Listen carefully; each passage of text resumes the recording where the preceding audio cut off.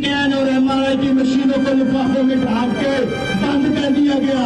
Basic life support नहीं है, आपके पास बेसिक तशखीसी टेस्ट नहीं है।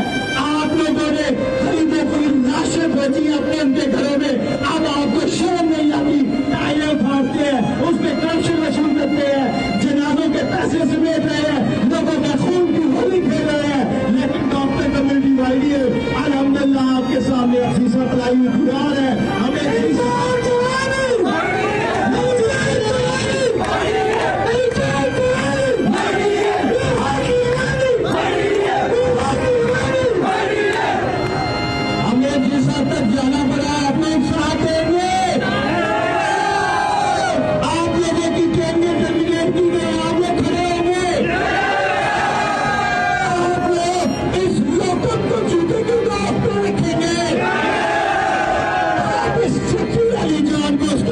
छोड़ के आएंगे।